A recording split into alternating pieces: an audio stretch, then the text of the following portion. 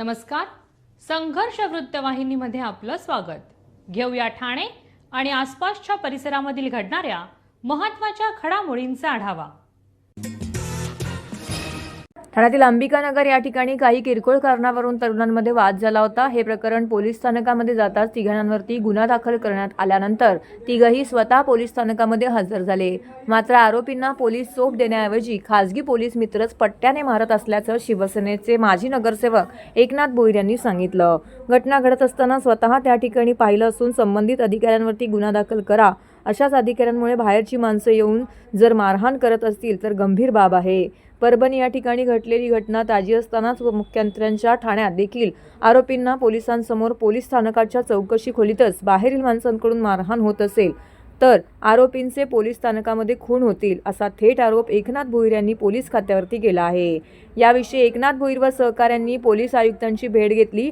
याविषयी शिवसेनेचे माजी नगरसेवक एकनाथ भोईर यांनी अधिक माहिती दिली आहे. अंबिकानगरला काहीतरी रात्री किरकोळ असा हाणामारी झाल्या आणि त्यातले 3 आरोपी जे होते ते त्यांना पोलीस स्टेशनमध्ये या ठिकाणी आमच्याच काही लोकांनी हजर केले.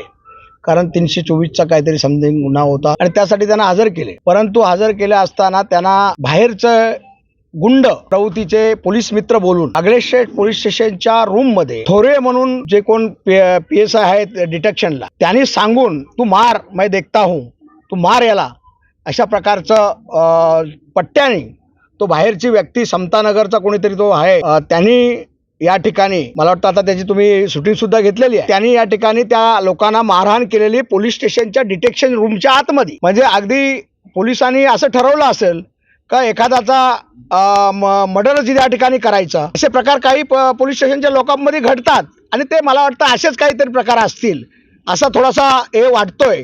कारण आता सुरक्षितता नक्की मागायची कोणाकडे. एखादा 324 सारखा शिल्लक गुन्हा असेल आणि त्या गुन्ह्यातला आरोपी आला आणि त्याला अशा प्रकारे बाहेरच्या व्यक्तीला पोलीस स्टेशनच्या आतमध्ये डिटेक्शन रूममध्ये एखाद्या बाहेरच्या माणसाला बोलून त्याच्या हातात पट्टा देऊन त्याला मारा म्हणून आरोपींना मारा म्हणून सांगणं हा कुठपर्यंत योग्य आहे. ते थोरवे म्हणून आहे त्यांनी ते प्रकार केलेला आहे. त्याच्यावर आता रितसर गुन्हा दाखल होतोय. परंतु मला DCP साहेबांनी सांगितलं का मी त्याला निलंबितची कारवाई त्याची करतोय. त्यामुळे आम्ही त्यांना सांगितलं की आम्ही जोपर्यंत होणार नाही कारवाई तोपर्यंत आम्ही इकडनं जाणार नाही. आता जी घटना घडली आहे ती माननीय एकनाथ भोईर साहेबांनी सविस्तर तुमच्यासमोर मांडलीच आहे. ज्या खाजगी इसमांनी पोलीस स्टेशनच्या आतमध्ये आवारामध्ये पोलीस स्टेशनच्या आतमध्ये डिटेक्शन रूममध्ये मारहाण केलेली. त्या खाजगी इसमावर BNS 204 आणि 118 प्रमाणे गुन्हा दाखल झालेला आहे आताच. आणि जे लोकसेवक अधिकारी PSI थोरवे तिथे हजर होते त्यांच्यावर देखील BNS 198 प्रमाणे गुन्हा दाखल झाला. मार म्हणून सांगत होते त्याला. तुमची काय झालेली नाही एरियामध्ये भांडण, त्यासाठी आम्हाला आज घेऊन आलेले ते राजू दादा म्हणून आहेत ते आम्हाला हजर करायला घेऊन आलेले. 324चा गुन्हा होता म्हणून. तर आम्ही आलेलो, आम्हाला पहिल्या आतमध्ये बसवलं, नंतर तिकडनं घेऊन ते चव्हाण साहेब घेऊन आम्हाला तिथे आतमध्ये गेले रूममध्ये. आम्हाला बसवलं पहिला, नंतरला मग काय कशाला मारलं का मारलं असं बोलून आम्हाला मारायला लागलं. दुसरा एक पोरगा साहेब होता चेन घातलेली, आम्हाला वाटलं तो पोलीसवाला आहे, तो पण मारत होता, आम्ही काय बोललो नाही. नंतर जेव्हा मारत होता 50 पट्टे त्यांनी कमीत कमी मारले असतील आम्हाला. अर्धा तासापासून मारत होता. एक पहिला ह्याला मारत होता, मग मला महिला, असं तिघांना आम्हाला लाईनीत मार. नंतरला मग माहिती पडलं ते मग भोईर दादा आले तेवढ्यात त्यांनी पट्टा वगैरे फेकून टाकला. पट्टा आता होता दादांना बघून त्यांनी पट्टा फेकून टाकला. तो माहिती ना आम्हाला वाटलं पोलीसवाला. हा ते थोरवे साहेब होते ना ते त्यांनी पण मारलं. नंतरला मग त्याला मारायला सांगितलं, मग तो पण मारत होता पायावर उभा राहून. ठाणे महानगरपालिकेचे मालमत्ता कर म्हणजेच प्रॉपर्टी टॅक्स भरण्याचे आवाहन. सन 2022-23 या आर्थिक वर्षाचे मालमत्ता कराचे म्हणजेच प्रॉपर्टी टॅक्सचे बिल ठाणेकर करदात्यांना महापालिकेमार्फत आर्थिक वर्षाच्या सुरुवातीस म्हणजेच माहे एप्रिल 2022 मध्ये देण्यात आलेले आहे. तथापि अद्यापही काही करदात्यांनी मालमत्ता कर महापालिकेकडे जमा केलेला नाही. सध्या आर्थिक वर्षाचा अंतिम टप्पा सुरू झाला आहे. मालमत्ता कर वसुलीसाठी महापालिकेतर्फे कडक कारवाई हाती घेण्यात आली आहे. या अंतर्गत जंगम मालमत्ता, TV, फ्रीज, वाहन व इतर जप्त करणे तसेच स्थावर मालमत्ता वॉरंट बजावून जप्त करण्यात येत असून मालमत्तेचा जाहीर विक्रीद्वारे लिलाव करून कराची रक्कम वसूल करण्यात येत आहे. मालमत्तेस पाणी पुरवठा करण्यात येणारे नळ संयोजन खंडित करण्यात येत आहेत. त्याचप्रमाणे थकीत मालमत्ता करावर 2% व्याज आकारले जात असल्याने भरावयाची रक्कम वाढत आहे. आपला मालमत्ता कर propertytax.thanecity.gov.in या लिंकद्वारे तसंच गुगल पे, फोन पे, पेटीएम याद्वारे ऑनलाईन पद्धतीने करण्याची सुविधा उपलब्ध करून दिली आहे. शनिवार, रविवार व सार्वजनिक सुट्टीच्या दिवशी नागरिकांना मालमत्ता कर भरणे सोयीचे व्हावे याकरता महापालिकेचे मालमत्ता कर संलग्न कार्यालय या दिवशी कार्यान्वित ठेवण्यात आलेले आहे. तरी मालमत्ता कर वसुलीची अप्रिय कारवाई टाळण्याच्या दृष्टिकोनातून मालमत्ता कर भरून महापालिकेस सहकार्य करावे. धन्यवाद. ठाणे महानगरपालिका आणि ठाणे शहर दैनिक पत्रकार संघ यांच्या संयुक्त विद्यमाने मराठी पत्रकार दिनाच्या निमित्ताने महापालिका मुख्यालयातील पत्रकार कक्ष येथे छत्रपती शिवाजी महाराज, भारतरत्न डॉक्टर बाबासाहेब आंबेडकर आणि आचार्य बाळशास्त्री जांभेकर यांच्या प्रतिमांना पुष्पहार अर्पण करून अभिवादन करण्यात आले. त्यानंतर कैलासवासी नरेंद्र बल्लाळ सभागृह, ठाणे शहर दैनिक पत्रकार संघ, रोटरी क्लब आणि ईशा नेत्रालय यांच्या वतीने आयोजित नेत्र शिबिरास अतिरिक्त आयुक्त प्रशांत रोडे, उपायुक्त उमेश बिरारी यांनी भेट दिली. त्यावेळी ठाणे शहर दैनिक पत्रकार संघाचे अध्यक्ष आनंद कांबळे यांच्यासह संघाचे पदाधिकारी आणि पत्रकार यावेळी मोठ्या संख्येने उपस्थित होते. उपस्थित बांधवांनी यावेळी या उपक्रमाचा लाभ घेतला. अशा प्रकारे ठाणे शहर दैनिक पत्रकार संघाच्या वतीने आरोग्य व सामाजिक उपक्रम राबवित पत्रकार दिन साजरा करण्यात आला.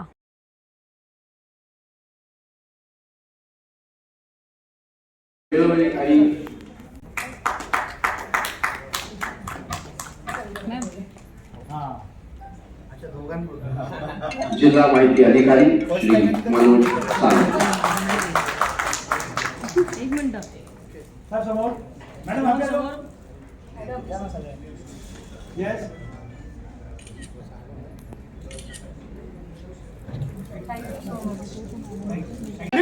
पत्रकार संघ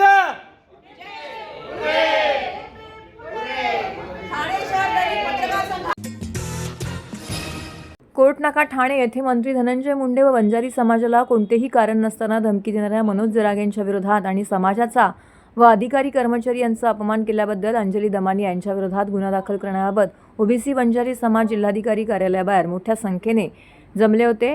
ठाणे येथे मनोज जरांगे व अंजली दमानी यांच्यावरती गुन्हा दाखल करण्यासाठी मुंबई, ठाणे, कल्याण, भिवंडी, वसई, विरार, भाईंदर, पनवेल, नवी मुंबई, बदलापूर, टिटवाळा इत्यादी सर्व परिसरातील बंजारी बांधव मोठ्या संख्येने जमा झाले होते. त्यानंतर पोलीस आयुक्त ठाणे यांची भेट घेण्यात आली. यावेळी बंजारी समाजाचे सर्व पदाधिकारी, कार्यकर्ते तसेच धनराज गट्टे, डॉक्टर अमोल गीते, गजानन आंधळे, शिवाजी वाघ, दीपक पोटे, संदीप चकोर तसेच बंजारी समाजाचे इतर मान्यवर पदाधिकारी, कार्यकर्ते यावेळी मोठ्या संख्येने उपस्थित होते. बीड जिल्ह्यातील केज तालुक्यातील मसाजोग या ठिकाणी स्वर्गीय संतोषजी देशमुख यांची हत्या झाली. त्या हत्येतील आरोपी आज पोलिसांच्या ताब्यात आहे. सरकारने SIT बसवली आहे. सरकारने CID कडे तपास दिलाय. बीडचे पोलीस तपास करतायत. वरिष्ठ पातळीवर मुख्यमंत्र्यांपासून या प्रकरणामध्ये लक्ष आहे आणि आरोपी ताब्यात असताना सुद्धा केवळ वंजारी समाजाची होत असलेली प्रगती देखवत नसल्यामुळं, पाहत नसल्यामुळे या राज्याचे अन्न व नागरी पुरवठा मंत्री असणारे आमचे समाजाचे भूषण आदरणीय धनंजयजी मुंडे साहेब यांचा कुठलाही समन नसताना राजीनामा मागणे, यांच्याबद्दल चुकीची वक्तव्य करणे. परवा 4 जानेवारी रोजी मनोज जरांगे हा परभणीमध्ये बोलत होता. मुळामध्ये हा शिकलेला नाही, मुळामध्ये याचं शिक्षण झालं नाही. त्यामुळे लोकांनी जेवढं लावून दिलं तेवढं हा बोलतो. हा म्हणाला की या ठिकाणी धनंजय मुंडे यांना आम्ही मारू, धनंजय मुंडे यांची गाडी अडवू आणि या वंजारी समाजाला आणि धनंजय मुंडेंना त्यांच्या घरात घुसूघुसू मारू, अशा पद्धतीचं वक्तव्य आपल्या सर्व चॅनलवर मनोज जरांगे नामक माते फिरून केलेलं आहे. अंजली दमानी या नावाची जी सुपारीबाज सामाजिक कार्यकर्ती आहे, त्या बाईंनी सांगितलं की या समाजाच्या लोकांना चुकीच्या पद्धतीने नोकऱ्या लागलेल्या आहेत. आमच्या समाजाची प्रगती यांना देखवत नाही, यांना पावत नाही. म्हणून हत्या प्रकरण बाजूला ठेवून या ठिकाणी मनोज जरांगे असेल, अंजली दमानी असेल, या ठिकाणी चुकीच्या मागण्या करतायत आणि या मागण्या करून समाजातील माते भडकवण्याचं काम त्यांनी केलं आहे. धनंजय मुंडे यांच्या जीवितास धोका निर्माण झाला आहे. धनंजय मुंडेंच्या कुटुंबाला धोका निर्माण झाला आहे. वंजारी समाजाच्या लोकांना धोका निर्माण झाला आहे. मनोज जरांगेमुळे आज वंजारी लोक घाबरलेले आहेत. त्यामुळे माझी सरकारला आणि ठाण्याच्या पोलीस आयुक्ताला विनंती आहे की मनोज जरांगे आणि अंजली दमानिया यांच्यावर कडक कायदेशीर कारवाई करावी. कोकण इतिहास परिषदेचे 14वे राष्ट्रीय अधिवेशन शनिवारी दिनांक 1 फेब्रुवारी 2025 रोजी सकाळी 8:30 ते सायंकाळी 5:30 वाजेपर्यंत रुपारेल कॉलेज माटुंगा मुंबई येथे होणार आहे. या अधिवेशनाचे अध्यक्षपद महाराष्ट्रातील ज्येष्ठ इतिहासकार, मानव वंशज्ञ, शास्त्रज्ञ, संशोधक डॉक्टर करुष दलाल हे भूषवणार आहेत. या परिषदेत कोकणातील आदिम ते आधुनिक नगर संस्कृतीचा इतिहास या विषयावरती अनेक मान्यवर आपले शोधनिबंध सादर करणार आहेत. कोकण इतिहास परिषदेच्या वतीने देण्यात येणारा यावर्षीचा मानाचा जीवन गौरव पुरस्कार ज्येष्ठ इतिहास संशोधक, पुरातत्व शास्त्रज्ञ डॉक्टर अरविंद जामखेडकर, कुलपती सर जे आर्ट्स, आर्किटेक्चर विद्यापीठ यांना देऊन सन्मानित करण्यात येणार आहे.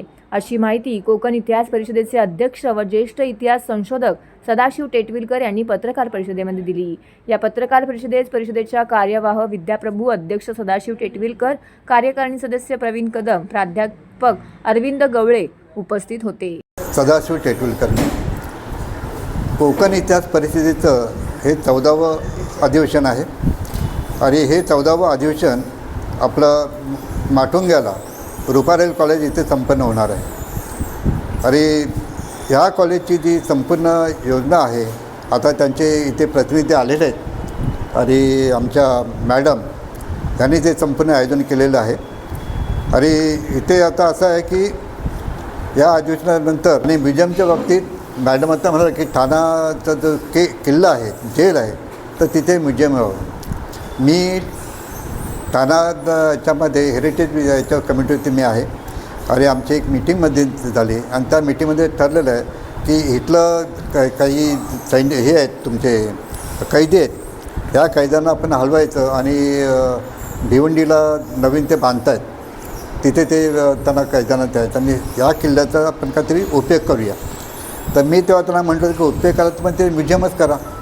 ठाण्याची म्युझियमची आमची मागणी आहे, ते म्युझियम तिथे होऊन द्या ना, ही आमची मागणी तिथे मी तेव्हा आमच्या कमिटीमध्ये मांडली आणि आमच्या अध्यक्षांनी ते पटलंही आहे. सकाळी 9:30ला कार्यक्रम चालू होईल आणि तो जवळजवळ संध्याकाळी 6पर्यंत 3 सत्रामध्ये म्हणजे प्राचीन कोकण, मध्ययुगीन कोकण आणि आधुनिक कोकण अशा 3 सेक्शन्स असतील आणि त्याच्यामध्ये स्कॉलर्स आणि फ्रीलान्सर्स सगळे जे स्कॉलर्स आहेत वेगवेगळ्या क्षेत्रात काम करणारे, मग ते अकॅडमिशियन असतील, प्रोफेसर्स असतील, स्टुडंट्स असतील, तर ते आपलं संशोधन जे आहे ते तिथे प्रेझेंट करणार आहेत.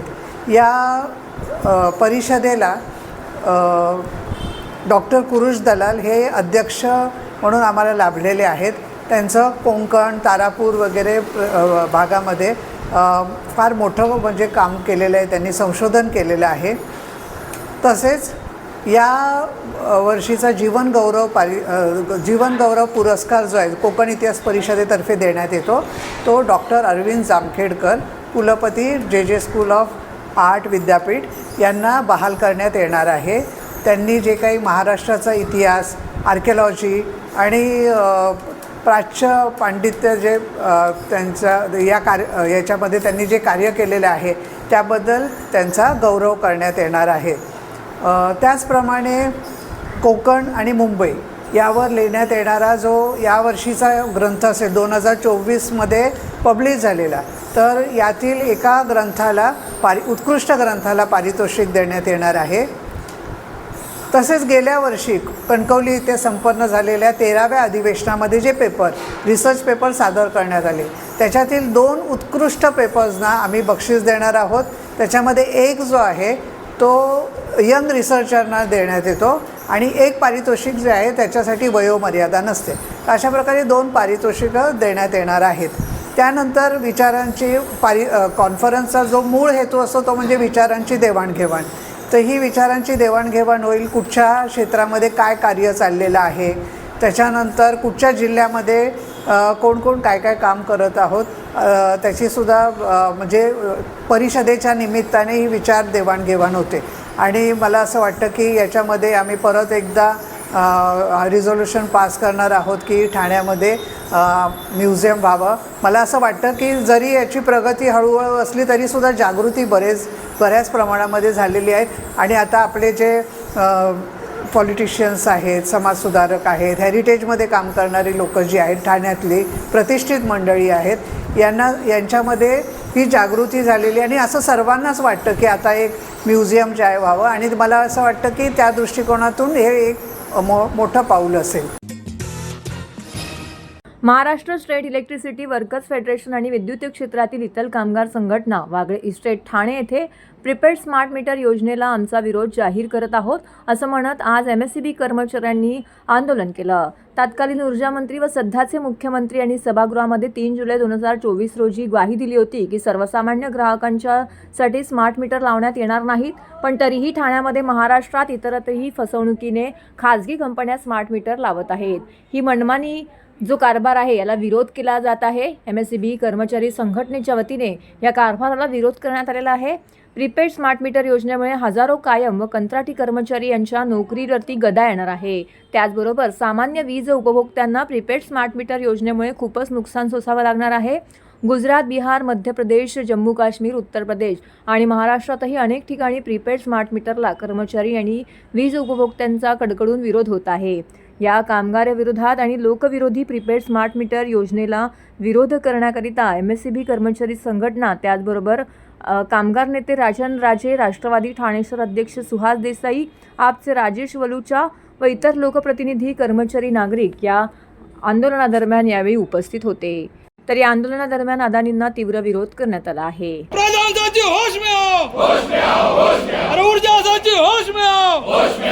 आता आंदोलन म्हणजे आता जे मीटर लावत आहे स्मार्ट प्रीपेड मीटर, हे स्मार्ट प्रीपेड मीटर जनतेला माहिती नाही. फॉल्टी मीटरच्या ठिकाणी लावत आहे.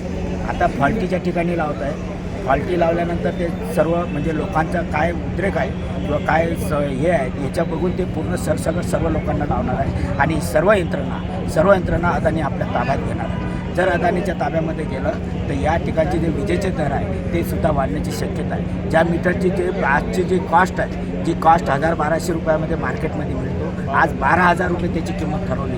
आज 12,000मध्ये फक्त केंद्र सरकार 900 रुपये देणार आहे. बाकीचे पैसे सर्व आपल्या जरी तुम्हाला म्हणत असेल ग्राहकाकडून आम्ही वसूल करणार नाही, पण ते हे वसूल तर करावं लागेल. म्हणजे आधीच कर्जामध्ये आहे, ही पैशाची वसुली कशी होणार आहे? म्हणजे अपसुकच या ठिकाणी ग्राहकाच्या विजेचे दर वाढणार आहे आणि हे सर्वसामान्याच्या आवाक्या बाहेर जाण्याची शक्यता आहे. हे सूचित करण्यासाठी, जनतेमध्ये हे आंदोलन नेण्यासाठी आजची ही सभा आमची. हे अदानीवरती मेहरबानी करण्यासाठी काढलं. अदानीकडे सुद्धा पैसे नाही आहे. आमचे पैसे घेणार आहे, म्हणजे आमचे पैसे घेणार आहे. आम्हाला त्यांना जसं तुम्ही पैसे म्हणजे मोबाईल तुम्ही चार्ज करताय ते पैसे पहिले चार्ज करावं लागणार आहे. 2000 रुपयाचं चार्ज केलं ते कधी संपणार ते माहिती नाही, एका दिवसात संपणार. विजेचा दर काय लावलेला आहे आणि टप्प्याटप्प्यानं म्हणजे जशी तुम्ही वीज वापरणार तसे ते महाग जाणार आहे. म्हणजे तुम्हाला जर आज दुपारी जर 12 वाजता जास्त वीज लागली तर तुम्हाला जास्त पैसे मोजावे लागणार आहे. रात्री जर तुम्हाला जास्त वीज लागली तर त्याचे पैसे दर वेगळे राहणार. पण ते दर कशा युनिटप्रमाणे आहे ते त्यांनी अजूनपर्यंत स्पष्ट केले नाही. कुठल्याही प्रकारची स्पष्टता नाही आहे. कुठल्याही अधिकाऱ्याकडे याचं उत्तर नाही आहे. या छुप्या पद्धतीनं जे काही कारभार चालू आहे याचा आम्ही आता ग्राहकाचे काही प्रतिनिधी आलेले आहेत. या ग्राहकाच्या प्रतिनिधींना काय हल्ला होता ते आम्ही आता सांगणार आहोत. आणि या ग्राहकाला म्हणजे हा मोर्चा ग्राहकासाठी नाही आहे, हे आमच्या कामगारासाठी आजचं हे म्हणजे गेट मीटिंग आहे. लोकांना आम्ही विश्वासात घेणार आहोत की आपल्याला ग्राहकासोबत लढायचं आहे का नाही. आणि त्यांची संमती मिळाल्यानंतर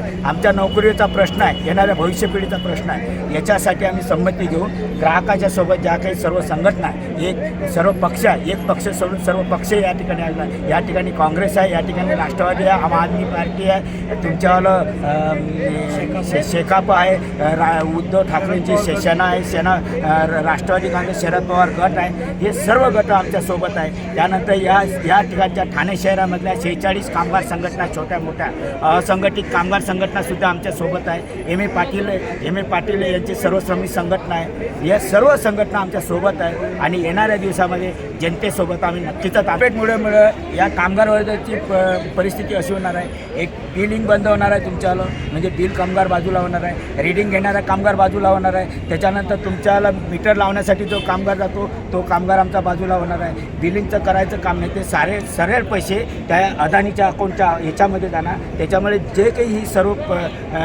यंत्रणा आहे, त्या मागची यंत्रणा, पडद्यामागची यंत्रणा, जे काही कामगार लागते ते सर्व बाद होणार आहे. आणि छोटे मोठे आज बेकारी एवढी लागलेली आहे, त्या बेकारीमुळे त्यांना स्वस्त कामगार उपलब्ध होणार आहे. एकीकडे कामगाराची पिळवणूक होणार आहे आणि एकीकडे कायम कामगाराला नोकरीसाठी मुकावं लागणार आहे. येणाऱ्या भविष्याची ही नोकरी राहणार नाही, आरक्षण राहणार नाही, कुठलंही तारतम्य राहणार नाही. कायदा विरोधी म्हणजे अशा प्रकारे ज्याच्या हाती पैसा त्याचा राज चालणार आहे. हा धोका संभाव्य धोका आहे. तर हे होतं संघर्ष वृत्तवाहिनीचं आजचं बातमीपत्र. उद्या पुन्हा भेटू याच वेळी याच ठिकाणी ताज्या घडामोडींसह. तोपर्यंत नमस्कार.